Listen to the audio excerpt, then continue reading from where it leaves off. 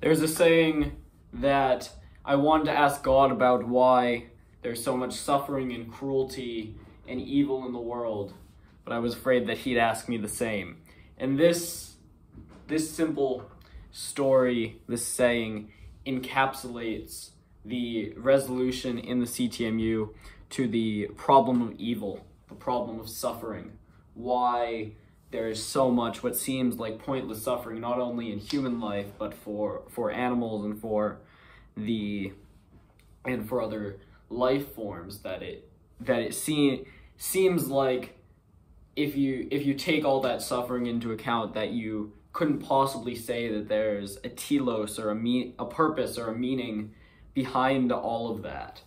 And this, I think, is one of the most common and probably the most powerful objection to theism, the idea that there is actually a meaning and a purpose and a being behind reality. So, but this story really gives the counterpart to that, which is, we have free will, the moral responsibility is on us. Why is there so much suffering and cruelty and evil? And when you come back down to this, and I'm going to explain this more, it's individual acts of cruelty and evil which destroy the world. So, freely willed by us, because we are refusing to subsist in God's being, and we have the freedom to do that, but that leads to suffering. And there's this concept that the one thing which you can deny the reality of matter, you can deny the reality of things external to you, even more fundamental than the cogito ergo sum, than the esse est percepti of Berkeley and Descartes. Even more fundamental than cognition and perception is the experience of pain. You can't deny that it's happening. It's the most prescient reality. So, but there's a more fundamental reality, and it's what transcends pain. And this is an idea Jordan Peterson gave a lecture called Logos at Ephesius, where he deals that what alleviates pain is the Logos, is the principle behind creation, the way, the truth, and the life, that which we actually have to strive towards in order to make the world better. And Chris Langan says this in his interview with Keith Woods. He says that that this is the best of all possible worlds, almost by definition, because existence everywhere is the choice to exist. So by the self-selection parameter of reality, this has to be the best of all possible worlds. And it's structured in such a way that we can make this the best of all possible worlds for ourselves, but not only for ourselves, but for everyone that exists. So, and not only now, but we need to be so good that we need to rise to a level of beauty and truth and goodness and holiness that actually retroactively makes the past suffering, the nearly infinite, not infinite, but there's a finite quantity of suffering, and we need to supplement that with infinite goodness. And we as humans have the ability to actually actualize the timeline that leads to that. So each individual human has to regard himself, this is a Jewish teaching, that the world walks a tightrope between good and evil, and each individual walks the tightrope between good and evil. Dostoevsky said that the line between good and evil, it cuts through the heart of every individual. So you should regard yourself as if you are half good and half bad, and each and the world as if it is half good and half bad, or actually you should regard the world as if it's 50.01% good and 49.99% bad, at least at the present moment. So the faith in God is something like the faith in the inherent goodness of being. So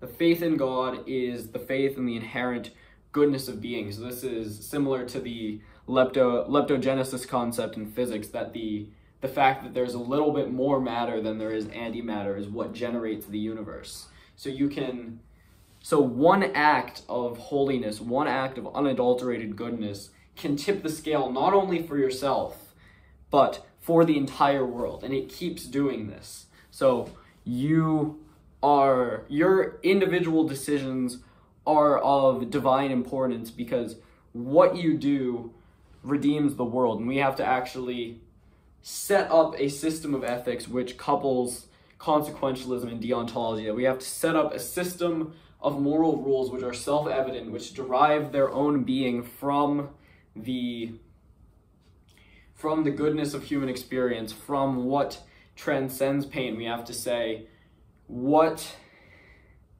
maximizes utility, not only, the pleasure, but meaning, and ultimately God's utility, the teleology. So what actions maximize that, and what moral rules can we create such that if you follow those, you destroy evil. And so this is the destiny that we have to create for ourselves. Because, so back to the best of all possible worlds. So this is the best of all possible worlds, but in some ways biological life messes that up, because there's all sorts of cruelty and violence in the world of biological evolution, and then there's extreme amounts of cruelty and violence in human society. 200 million people were something like that were killed in the 20th century alone, between Germany, the world wars, Russia, Soviet Union, China, Mao. The Great Leap Forward, I think, was actually the biggest of those. So we have all this evil, but what Langen says is that we have the capacity to we now have the ability to make this the best of all possible worlds, not only for ourselves, but for the people in the past, that we're actually redeeming their suffering, because we're making it worthwhile to sacrificial suffering, and we're redeeming their legacy, the legacy of our ancestors, the legacy of our forefathers. And in so doing, we make this, that if you take everything into account, from the alpha to the omega, from the beginning to the end of reality, everything that will ever be created or represented, this is the best of all possible worlds. That what seems to be these tremendous and real suffering and violence and cruelty and evil, dare I say, is ultimately can be transcended by our own action. And that is the divine imperative. That is fundamentally what it is to be human is, and it might not seem like this based on what us humans have done, but even throughout history, if you take everything into account up to the present moment, I'm not even talking about the future and what we could make, that we could actually establish the kingdom of heaven, but that you have to have the faith, not only the faith that being is fundamentally at least a little bit good, but also that our striving can make it better, and that the reciprocal feedback between our striving and God's being. And this isn't necessarily only limited to religious folks. I heard this point made by a Catholic bishop, Bishop Robert Barron, today, that even in non-believers, he said, the vicar, the stand-in for Christ, the ideal of moral perfection, when you're actually listening to your consciousness and manifesting moral action within the universe that actually defeats evil and promotes goodness and peace, that's the vicar, that's the substitute for Christ, that which is also, of course, Christ is the stand-in in Christian theology for the Logos. So that's actually that which redeems the world is then calling you forth, regardless of whether you can recognize the metaphysical reality of that. So that means, so this isn't restricted to religious folks, but the feedback between our striving and God's being is fundamentally what it means to be human, and moral action, love, service, devotion, and courage, and fortitude against the forces of evil, again, wrestling with the principalities of this world, is fundamentally the purpose of human existence, is to make this the best of all possible worlds. And the answer to the problem of evil is moral action, and to make the light shine so bright that the darkness comprehends,